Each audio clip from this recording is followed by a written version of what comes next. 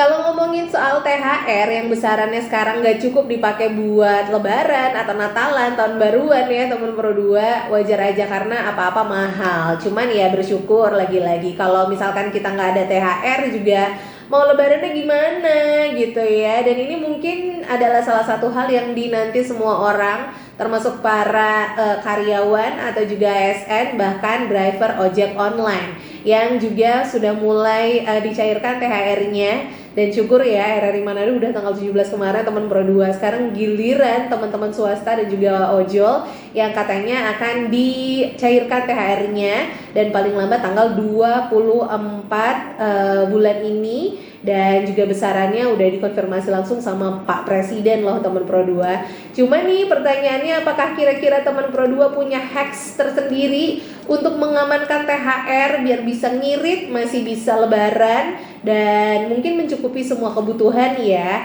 Nanti bisa WhatsApp aja untuk komennya. Kamu bisa langsung WhatsApp di 0897249977 atau juga bisa telepon di nomor yang sama di 0897249977 dan juga bisa DM di Pro 2 Manado, 2-nya pakai angka.